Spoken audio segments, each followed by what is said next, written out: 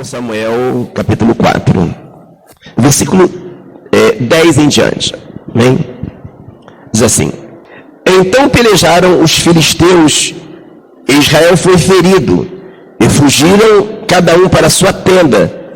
E foi tão grande o estrago que caíram de Israel 30.000 homens de pé. E foi tomada a arca de Deus, e os 2 filhos de Eli, Ofni e Finéias, morreram. Então correu da batalha um homem de Benjamim, e chegou no mesmo dia a Siló, e trazia os vestidos rotos e terra sobre a cabeça. E chegando ele, eis que ele estava sentado sobre uma cadeira, vigiando ao pé do caminho, porquanto seu coração estava tremendo pela arca de Deus. Entrando, pois, aquele homem a anunciar isto na cidade, toda a cidade gritou. E ele, ouvindo a voz do grito, disse: Que voz de alvoroço é esta? Então chegou aquele homem a grande pressa, e veio e o anunciou a Eli. E era Eli da idade de 98 anos, estava os seus olhos tão escurecidos que já não podia ver. E disse aquele homem a Eli: Eu sou o que venho da batalha, porque eu fugi hoje da batalha. E disse ele: Que coisa sucedeu, filho meu? Então respondeu o que trazia as novas e disse: Israel fugiu de diante dos filisteus, e houve também grande alvoroço entre o povo, e demais disso também teus 2 filhos, Ofni e Finéias, morreram, e a arca de Deus é tomada. E sucedeu que aconteceu que fazendo ele menção da arca de Deus, ele caiu da cadeia para trás, da banda da porta, e quebrou-se-lhe o pescoço e morreu, porquanto o homem era velho e pesado, e tinha ele julgado a Israel 40 anos, estando a sua nora, a mulher de Finéias, grávida e próxima ao parto, ouvindo estas novas, de que a arca de Deus era tomada, e de que seu sogro e seu marido morreram, encurvou-se e deu à luz, porquanto as dores lhe sobrevieram. E ao tempo em que ia morrendo, disseram as mulheres que estavam com ela: Não temas, pois tivesse um filho. Ela, porém, não respondeu, nem fez caso disto. E chamou-se o menino e acabou, dizendo: Foi-se a glória de Israel, porquanto a arca de Deus foi tomada presa, e por causa de seu sogro e de seu marido. E disse: De Israel a glória é levada, presa, pois é tomada a arca de Deus. Pai Santo, Pai Eterno, Pai querido, louvado seja o teu nome por essa palavra, Deus. Eu te peço nesta hora que tu venha falar aos nossos corações, ministrar nossas vidas, ó Pai, porque sabemos que só tu que podes, ó Pai. Só tu podes nesta hora, ó Deus, falar aos nossos corações. Dependemos de ti, precisamos da tua força, sem ti nada podemos fazer. Manifesta o teu favor, glorifica o teu nome, ministra nossas vidas, fala os nossos corações, eu te peço em nome de Jesus. Amém, amém. Tomemos assento.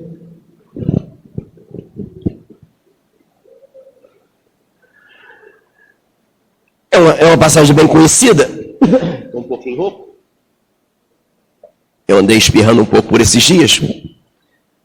A voz está um pouco prejudicada. É uma história bem conhecida para muita gente, mas os que não conhecem, a arca do concerto era a presença de Deus. E observamos que quando essa arca foi quando a guerra começou, que ele tremeu, ele estava preocupado com a arca, porque ele sabia do perigo que corria se a arca de Deus fosse tirada, porque a arca de Deus representava a presença de Deus no meio do povo. E justamente aquilo que ele temia aconteceu. E depois que a arca foi tomada, levada presa, ele cai para trás e quebra o pescoço. E a mulher dele, sabendo que o marido tinha morrido, que o sogro tinha morrido, ela veio a trabalho de parto e nasceu a criança, porém ela morreu. Daí nós vemos a desgraça que acontece quando sai a presença de Deus da vida do seu povo. Só que olhando essa passagem, parece aos olhos muito corrido que o problema começa quando a arca foi tirada.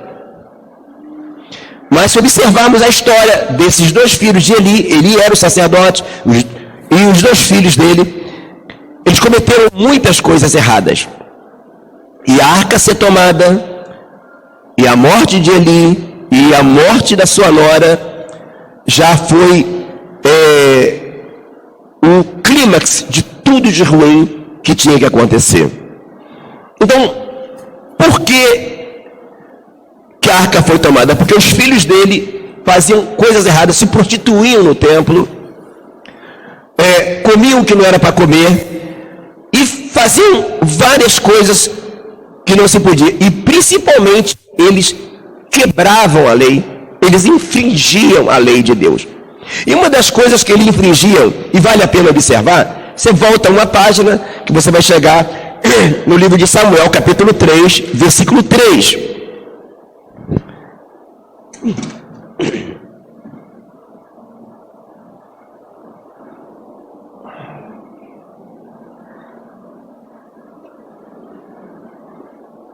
Amém? Diz assim: estando também Samuel já deitado, antes que a lâmpada de Deus se apagasse no templo do Senhor, em que estava a arca de Deus. Lembra esse versículo, você acha normal, né? Samuel estava deitado, antes que a lâmpada se apagasse. Dá a ideia assim, ele vai dormir e a lâmpada vai se apagar. Só que veja bem, Samuel estava dormindo no templo. Você olha esse versículo, nada normal, né? Você dorme, você não vai dormir de luz acesa. Só que não estava normal, não, irmão. Esta lâmpada aqui que estava acesa, ela não podia se apagar. Era uma lei, era um estatuto perpétuo que ela não deveria se apagar. E isso nós vemos no livro de Êxodo, capítulo 27, versículo 20. Vamos ler lá? Só para fundamentar um pouco mais a nossa compreensão. Êxodo 27, versículo 20. Diz assim: tu, pois... Acharam? Tu, pois, ordenarás aos filhos de Israel que te tragam azeite puro de oliveiras batido para o candeeiro, para fazer arder as lâmpadas continuamente. Então aquela lâmpada se apagar era algo muito grave. Não era comum, porque ali era o templo. Então, trazendo isso para a realidade, como nós vemos na pregação passada, no outro vídeo, e é muito bom você que está assistindo essa pregação, que se Deus permitir irá para o YouTube, também assista o vídeo anterior, a pregação passada, que vai te dar um entendimento maior, que não podemos repetir tudo que falamos na pregação passada. Algumas coisas até podemos pontear. Uma das coisas que nós falamos, que a lei é soma dos bens futuros, isso está em Hebreus 10:1, mas não é a imagem exata das coisas. Também fala que a lei é a soma dos bens vindouros, mas o corpo é de Cristo. Isso está em Colossenses 2, 16 e 17. Tendo a lei, a soma dos bens vindouros, a sombra dos bens vindouros, mas o corpo é de Cristo. E ele fala aqui no versículo 16, ninguém vos julgue pelo comer, pelo beber, pelos sábados, porque Israel guardava um monte de coisa e queriam continuar guardando. Então, para se entender a graça, nós usamos a lei, o Velho Testamento. Eu costumo dizer que a lei, se compararmos a Bíblia com quebra-cabeça, a lei é as peças, ou seja, o Velho Testamento são as peças, e o Novo Testamento é o gabarito. Que adianta você ter um gabarito, mas não ter as peças? Mas também, se você pegar as peças sem gabarito, você jamais vai entender. Então, os maiores erros que acontecem é quando alguém tenta pegar o Velho Testamento e quer trazer para o literal aquilo que é figura de linguagem, aquilo que é uma alegoria, como diz em Hebreus capítulo 9, versículo 9. Então, vamos entender então o que acontece. O que acontece é que aquele azeite que era colocado naquela lâmpada no templo, hoje nós somos o templo, e o azeite em nós é o quê? É a presença do Espírito Santo. É a presença do Espírito Santo. E para que haja a presença do Espírito Santo, não existe só você dizer, Senhor, habita em mim. É necessário que você tenha uma vida de devoção diária, em oração, em jejum, em leitura da palavra de Deus. em meditação, como Davi dizia, pela manhã me apresentarei a ti e meditarei. Então, observando isso, às vezes nós vemos as pessoas caírem no Evangelho. Alguém caiu, se desviou, caiu em algum pecado, adulterou, alguma coisa dessa natureza, e alguém fala assim, meu Deus, como é que pode? Aquele irmão caiu, quem diria? Só que quando nós vemos alguém cair no Evangelho, é a mesma história que nós vemos agora. Quando a arca foi tirada, aconteceu que o pai deles morreu, e a nora também morreu. Mas na verdade, aquilo já foi o clímax de todo um problema que vinha se aglomerando. Então quando alguém cai em algum pecado, ele anteriormente já caiu em outro. E qual é o pecado que ele cai? É o pecado da privação. Hebreus capítulo 12. É o problema da privação por causa do pecado. Hebreus capítulo 12, versículo 15. Alguns textos nós vamos abrir, não dá para abrir todo, porque não é um estudo, né? É uma pregação, então não há como a gente ler todos os versículos. Diz assim, olha, Hebreus capítulo 12, versículo 15. Diz assim: tendo cuidado de que ninguém se prive da graça de Deus, e que de nenhuma raiz de amargura brotando vos perturbe, e por ela muitos se contaminem. Então, o que é se privar da graça de Deus? Quando é que eu me privo da graça de Deus? Sendo nós o templo do Espírito Santo, nós nos privamos da graça de Deus, justamente quando nós deixamos alojar em nosso templo alguma coisa ruim. Porque Ele mora em nós. Você não vai trazer uma pessoa para morar na tua casa, né? Entende? Se for uma pessoa que você ama, e você vai deixar a casa de qualquer maneira. Não é verdade? Você vai cuidar. Então aquela pessoa vai embora. O Espírito Santo mora em nós. E existem coisas que ele não vai conviver com elas. Ele pode até ficar um tempo, mas logo ele vai embora. E o que geralmente as pessoas caem antes de cair no pecado? Primeiro, eles caem na privação. De alguma forma, eles se privam da graça de Deus. E quando é que eu me privo da graça de Deus? Um dos motivos é justamente quando eu permito que uma mágoa se aloje no meu coração ou no coração do meu irmão. Entende? Porque quando eu deixo uma mágoa alojada no meu coração, eu fico privado da graça de Deus. Porque Jesus falou: quando orardes, perdoai, porque senão o vosso Pai também não vos perdoará. Então quando eu vou orar e eu tenho no meu coração a mágoa, não acontece o que deveria acontecer.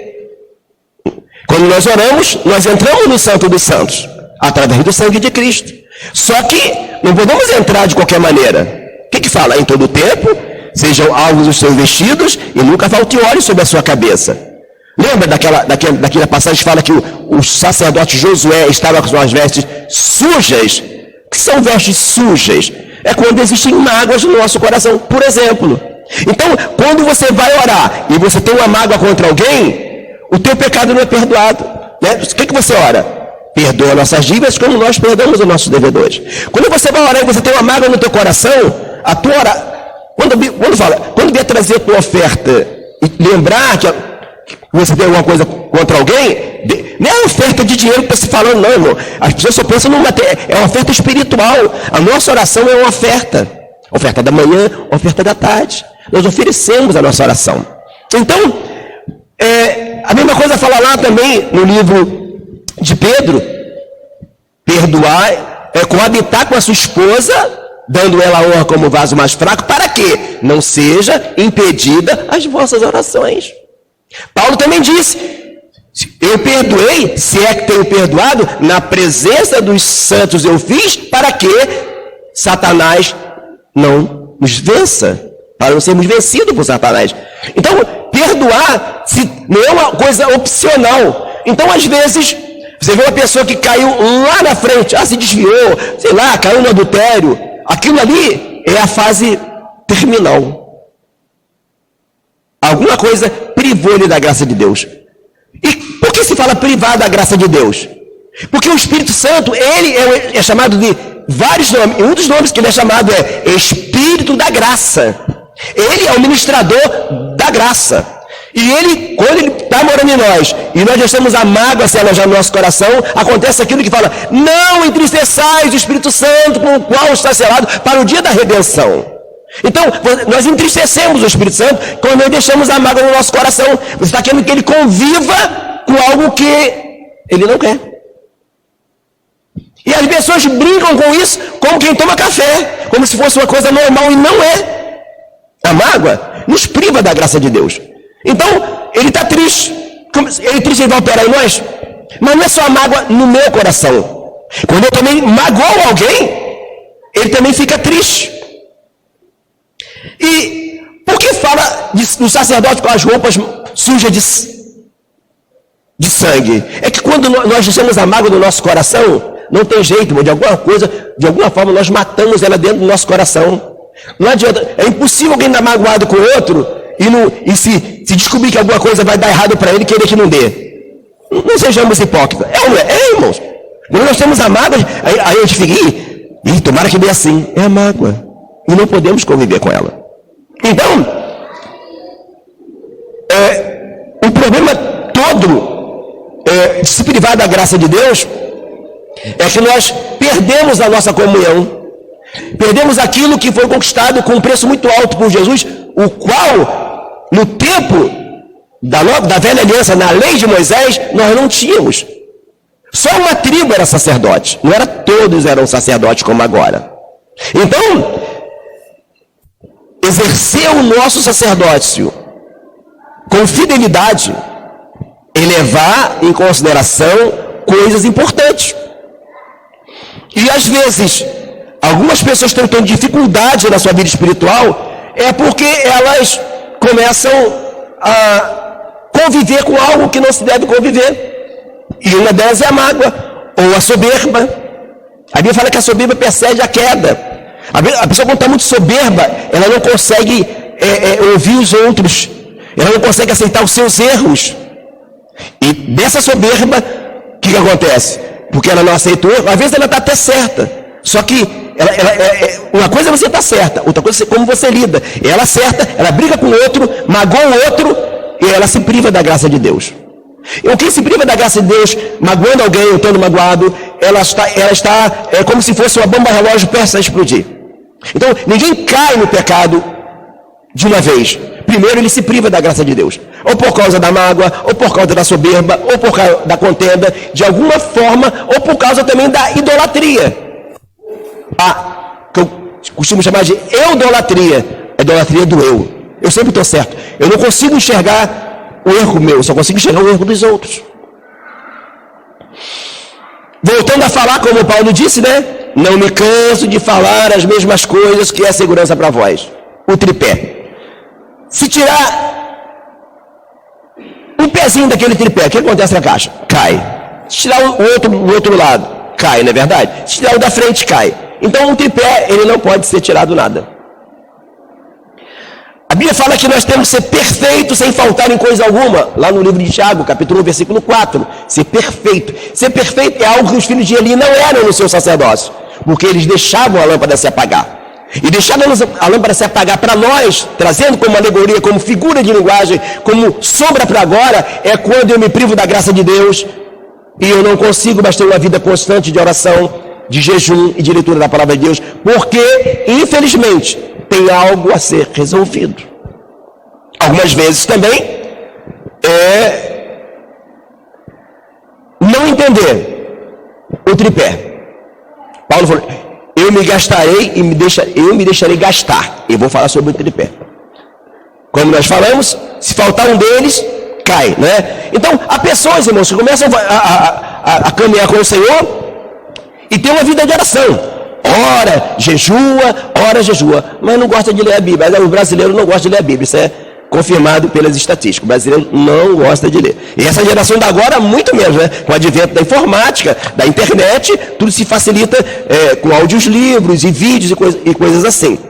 Só que quando você ora, jejua muito e não lê a Bíblia, não gosta de estudar, tem gente que adora orar e jejuar e ir para esse culto e tal, e é só movimento, mas não gosta de um estudo bíblico. Aí acontece que ele começa a fazer a obra de Deus, tá? Daqui a pouco ele é caluniado. Aí ele está, uma hora ele está em alta, outra hora ele está em baixa.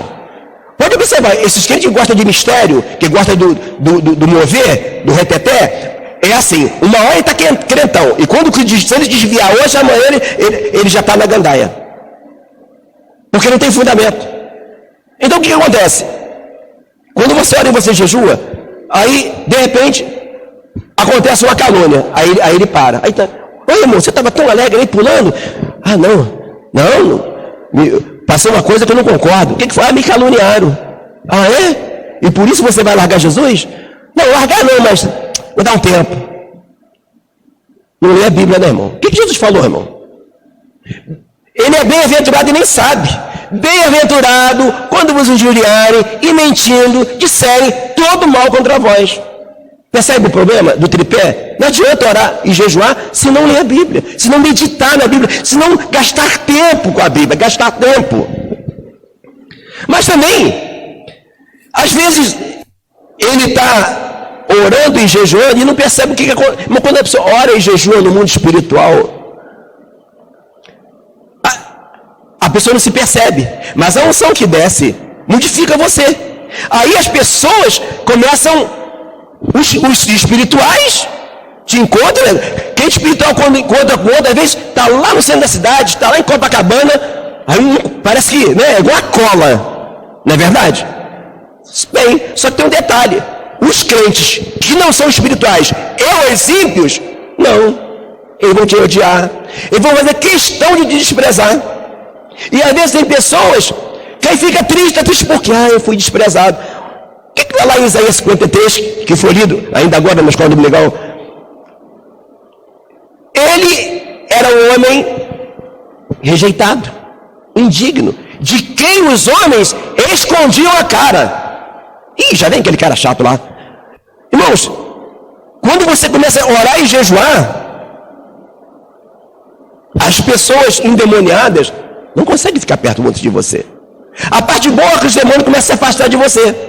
A parte ruim, quando você não lê a Bíblia, é que você acha anormal uma pessoa te olhar com cara feia, ou fazer questão de que você perceba que tu está sendo desprezado. Entende? Porque na verdade a pessoa que não tem um espírito, que não tem o que você tem, ele de alguma forma ele tem tipo de uma inveja. Porque talvez você não saiba, mas alguém chega para essa pessoa endemoniada e fala: poxa, a irmã Luciana é uma bênção, né? Aí ela fica sentindo. Ela percebe como as outras pessoas te olham, porque você ora e jejua. Só que, porque você não lê a palavra, você deixa isso entrar no teu coração e você achar uma coisa super estranha, as pessoas te olharem de cara feia. Irmão, se você propõe viver uma vida de oração, de jejum e de leitura da palavra de Deus, fique feliz, que você vai encontrar pessoas que no mesmo dia que você conhece, se bobear, você vai almoçar na casa dela, se bobear, se você tiver sem dinheiro, vai pagar o almoço para você. É assim, crente é assim. Mas em compensação, os crentes que tem crente endemoniado e os endemoniados do mundo, não vão aguentar, às vezes, nem olhar para a tua cara. Percebe? Porque que o tripé, ele é assim. Não adianta só orar e jejuar e não ler a palavra, irmãos. Não adianta. Então, tirou um pé daquele tripé, vai cair. É o que diz em Tiago 1,4. Para que sejais perfeitos, sem faltar em coisa alguma. O sacerdócio, ele era para ser ministrado com perfeição, sem negligenciar uma coisa. Agora, o que acontece quando a pessoa ora e lê a Bíblia, mas não jejua? Tem crente que acha... Eu já vi que a gente fala, Eu já vi crente dizer assim, eu nem lembro qual foi a última vez que jejuou. Jejuar não é uma opção, mas eu não acho, não. E por aquilo que pareça, irmão, para quem não sabe, eu sei que tem pessoas aqui que sabem, o jejum é algo tão forte que até a medicina descobriu o valor do jejum. Vem pessoas emagrecendo muito com jejum intermitente. Antigamente, quando era criança, quem era chamado de doido porque jejuava. Agora a ciência descobriu que doido era eles que não jejuavam. E se você clicar lá no Google, jejum de 24 horas, prêmio Nobel da Paz, um japonês chamado Oshinori Osumi, ele ganhou o prêmio Nobel da Paz porque ele provou que um jejum de 24 horas é benéfico para a saúde. A ciência se ajoelhou para a Bíblia, irmão. A ciência se ajoelhou para a Bíblia. Os que mais ficarão mal diante do tribunal de Cristo são aqueles que estudam. Tem um psicólogo chamado Augusto Cury, eu sei que muitos conhecem, ele se converteu lendo a palavra, porque ele percebeu como a palavra de Deus é importante até para a psicologia. Então, para quem acha, eu não estou dizendo aqui para quem jejuar 24 horas não, irmãos, eu estou mostrando o que aconteceu na ciência. Então, tem pessoas que acham que jejum... Não, irmãos, se você ler Atos dos Apóstolos, a gente não vai ler para ganhar tempo, tudo que a igreja fazia era jejuando e orando. Tudo. E lendo a palavra. Então, o que acontece quando alguém lê a Bíblia, ora, mas acha jejuar é uma coisa... Está ali por acaso. Irmãos, seria por acaso que na Bíblia fala que Paulo escreveu assim, em jejum muitas vezes? Seria por acaso que Paulo, quando encontra com Jesus no caminho de Damasco, a Bíblia fala que ele ficou 3 dias e 3 noites, não comeu e não bebeu, e foi ele que escreveu a maior parte do Novo Testamento. Você acha que seria coincidência? Claro que não. Então, irmãos, exercer o nosso sacerdócio agora na nova aliança, jejuar, não é opcional. E outra coisa, você na verdade não jejua, o Espírito Santo jejua você, mas você tem que querer. Ele falou que sem mim nada podeis fazer, que ele está em nós e nós estamos nele. Então, se houver essa simbiose, essa união, jejum não é uma penitência, não é algo pesado. Enquanto você olhar para jejum e oração como se fosse uma penitência, como se fosse um castigo, você está olhando com um olhar errado para as coisas espirituais.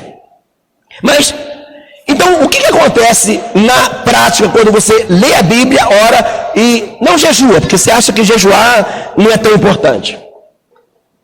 Quando você lê a Bíblia sem jejum, olha que Jesus falou quando o Espírito Santo viesse. Ele vos lembrará todas as coisas que eu vos tenho falado. É isso que Jesus falou? Quando o Espírito Santo vier, ele vai lembrar todas as coisas. Quando você ora e jejua, você está andando na lei do Espírito. Você está entrando na dimensão do Espírito. Entende? O que acontece? Quando você passa por uma situação, ele te lembra. Porque você está em união com ele.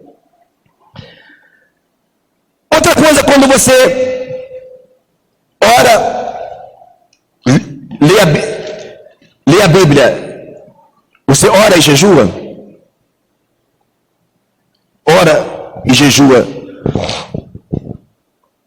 Ora e lê, mas não jejua, é que você lê a Bíblia só daquele jeito, na idolatria. Você lê aquilo ali, é só para os outros. Irmão, o jejum faz você começar a entrar na visão espiritual. Você começa, o jejum, ele faz com que quando você não jejua, é assim, é como se fosse, isso aqui fica melhor. Quando você lê a Bíblia sem jejum, você pega vamos supor que isso aqui seja uma lanterna. Quando você não jejua, ia lá o erro da irmã Nésia, Deisa, ia lá o erro do irmão Luiz, lá da irmã. Quando você não jejua. Agora, quando você jejua, ele te alumia para dentro de você. E a primeira pessoa que tem que ser purificada é a gente, não é os outros.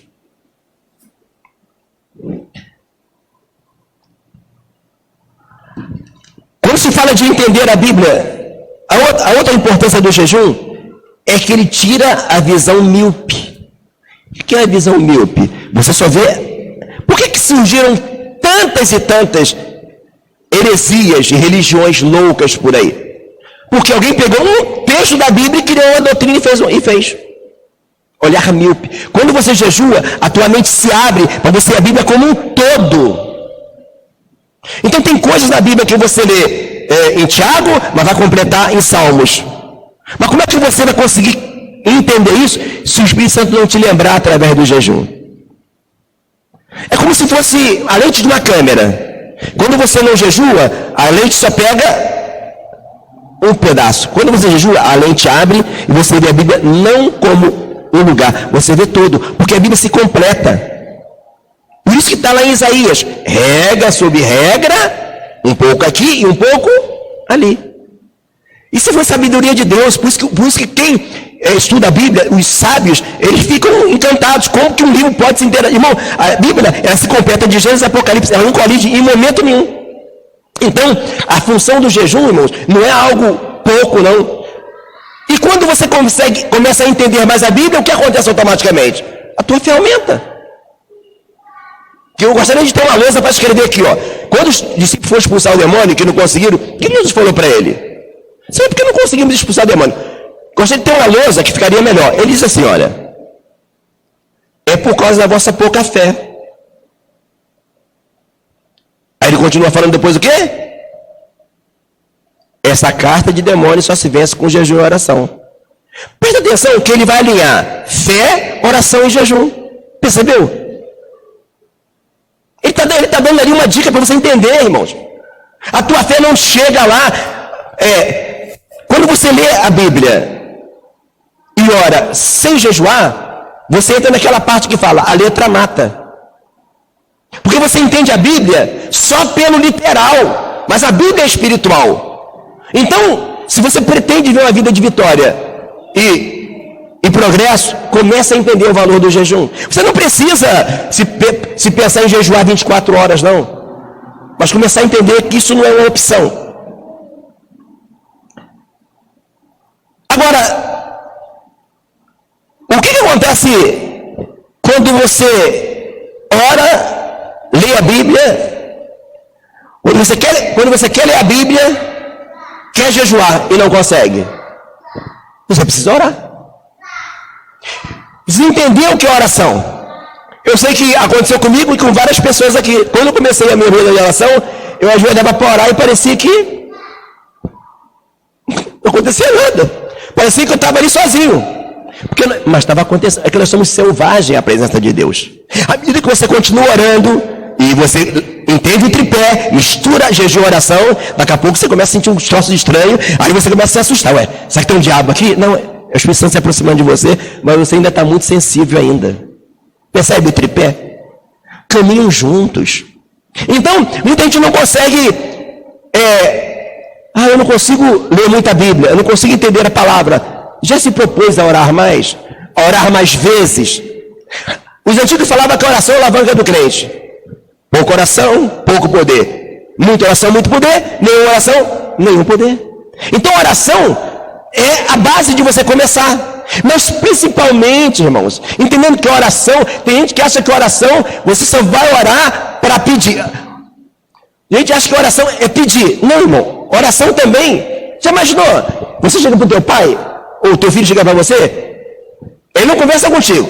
Quando ele chega para você, pai, me arruma C aí. O Jonas chega para você, Luiz, pai, me arruma X. Tiago, nunca mais fala contigo. Ô Luiz, me arruma X. Ô Jonas, você veio pedir para mim? Tem gente que acha que a oração é só quando a coisa está preta, a coisa está ruim, e só para pedir, irmãos. Oração também é chegar e falar, Senhor, obrigado por estar na tua presença.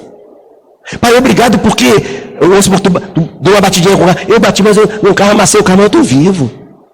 Oração também é... Tem gente que entende que oração, irmão, como o mundo entende oração. E oração é o quê? Conversa, irmão, com Deus.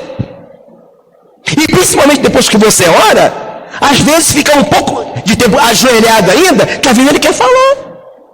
Por isso que Davi falava, pela manhã me apresentarei a ti e meditarei. Então, amados, esse tripé, ele anda junto. Ele não tem como você dissociar eles. Então, o que aconteceu na vida de Ofni e Finéias e culminou com a morte deles, morreu os dois filhos, morreu o sacerdote, morreu a nora. E fora 30 e poucos mil que morreram naquela guerra. Foi por causa de negligenciar o sacerdócio. Então hoje nós vemos uma igreja que às vezes contabiliza fracassos, porque infelizmente tem negligenciado o sacerdócio. Já percebeu uma coisa? Que a coisa mais difícil é você confessar. Outro motivo às vezes que faz com que a gente não tenha uma vida de oração, além de guardar mágoa, além de alguém estar magoado conosco, às vezes também deixar soberba entrar no nosso coração. Às vezes Deus começa a usar muito alguém, aí ele começa a se achar. Aí é um perigo. Tem crente que Deus começa a usar ele, acha que ele sabe de tudo, e aí já começa a pisar todo mundo. É o que está em Tiago 5,16. Confessai as vossas culpas uns aos outros para que sareis. Talvez você possa não ter parado para pensar, mas o pecado, quando começou em Adão e Eva, a primeira coisa que Adão fez foi o quê? Não confessar. Ele botou a culpa na Eva. Eva botou a culpa na serpente, e a serpente não teve mais quem botar a culpa. Às vezes, achamos que essas palavras estão ali. Não, irmão, confessar com essas culpas. Confessar não é uma opção. Você vai ver lá que João Batista, está lá em Mateus, a pregação de João Batista, quando ele começa a pregar, as pessoas que eram batizadas com ele confessavam os seus pecados. Davi falou, confessei o meu pecado. Alguém, mas confessou só para Deus? Não. Confessou para Natan também. Ou você acha que se Davi não tivesse temor de Deus, ele iria confessar? Ele ia mandar matar Natan. Natan chega para Davi e fala, Davi, estou sabendo que tu adulterou. Não. Ele conta uma história e fala que o homem é ele. E ele assume. Tanto que eu e você sabemos da história por causa disso. Porque ele confessou. Então, às vezes, irmãos, nós lidamos com confessar os nossos pecados de uma maneira errada. E vamos acumulando. Aí, às vezes, a nossa vida parou espiritualmente porque a gente não teve coragem de confessar os nossos erros. Aí não consegue mais orar, não consegue mais jejuar. Aí depois cai, mas às vezes foi um pecadozinho que ele não confessou. Saul, por não confessar o seu pecado, passou a maior vergonha da vida dele. E morreu de forma trágica. Quem às vezes não tem humildade para confessar o pecado, depois vai ver que não valeu a pena. Porque a vergonha que vai passar é muito maior do que confessar. Confessar o pecado é ponto de humildade. Não iremos a ponto nenhum. Eu fiquei estremecido. Uma das coisas que eu comecei a amar demais o ministério, foi quando eu vi o pastor Júlio contar aqui de público. Depois daquele dia eu falei assim, nunca tivesse dúvida, meu irmão, porque eu orei muito para esse ministério vir para cá. Mas eu vi, meu Deus, estou no lugar certo. Que hoje em dia a moda de super pastor, que não erra, que não tem falha, né? E aí, quando menos espera, caiu. Então, às vezes, irmãos, a nossa vida de oração, a nossa devoção, ela está agarrando porque não somos nobres o suficiente para pedir perdão e para confessar os nossos pecados, confessar as nossas falhas. Mas hoje a igreja, ela não vive uma vida de oração. Sabe por quê, irmãos? Porque hoje nós temos um tipo de líder, tipo de Saul. Lembra que tem na palavra que iriam fazer comércio do evangelho? Comércio prima por quê? Pela quantidade. E hoje se prima pela quantidade. A coisa mais difícil do mundo, ou seja, a coisa mais difícil não, a coisa difícil é você ter crentes o quê? Ativos. O que é crente ativo? Crentes que podem trabalhar na obra. Que alguns não é que eles não queiram, às vezes ele tem dificuldades. Ou ainda está mais novo na fé, ou ele ainda está se libertando. Aí aqueles que são presentes na igreja, o pastor prega, irmãos, nós temos que orar e jejuar. Mas, você vai vender vai vender CD para o cantor que vai visitar a igreja. Você vai fazer salgadinho para a cantina. Você vai fazer ornamento da igreja. E você vai ficar ensaiando coreografia. Irmãos, não se pode colocar no mesmo patamar oração, jejum e leitura da palavra de Deus que fazer coreografia. Ensaiar um teatro. A igreja chegou onde chegou porque eles colocou no mesmo nível, cara. Eu não orei, não jejuei, não li a Bíblia, mas eu fiz o salgado para a cantina. Mas eu fiz a coreografia. Porque o tempo é curto. Aí você pega os crentes que têm disponibilidade de tempo e põe ele para ensaiar. Não estou dizendo que é pecado coreografia, não estou entrando no mérito que é pecado teatro, não estou entrando nesse mérito. Eu só estou dizendo que a base do Evangelho é o tripé. A igreja de Atos dos Apóstolos era vitoriosa, a ponto de quando orava, o prédio estremeceu, porque elas não oravam só, não jejuavam só. Tem gente que jejua só quando tem problema. Não. Quando Pedro e João estavam presos, não fala nem que a igreja jejuou, fala que a igreja orou, estava em oração. Por que não falou? Porque o jejum já era uma prática comum, era administração. E o que acontece? Hoje também tem dois tipos de líderes. Um líder que lidera pela palavra e um líder que lidera tipo Saul. A palavra fala ainda nesse mesmo capítulo de Samuel, 1 Samuel, que Saul, eu não vai dar tempo para ler, Samuel mandou ele preparar tudo para fazer o holocausto. Só que Samuel demorou do tempo que era para vir. E ele começou a olhar que estava todo mundo indo embora. Sabe o que o doido fez? Samuel não veio, pegou tudo e ele mesmo ofereceu o holocausto. Sabe qual é o problema de Saul? Saul, ele tinha muito medo de perder o cargo. Saul amava o cargo. Então o povo estava indo embora. Agora Davi não. Davi amava a presença.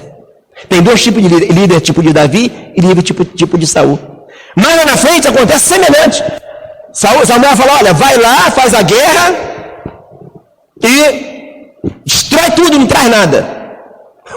O cara, além de trazer boi, ainda trouxe vivo o inimigo, irmão. Olha que loucura! Aí quando Samuel chega bem, ué, Saul, tu fez o que eu te mandei? Fez, mas peraí, que gritaria essa, que mugido de ovelha, que berração de boi aí? Olha o que ele vai dizer, é que o povo se agradou do melhor do interdito, aí eu para agradar o povo deixei.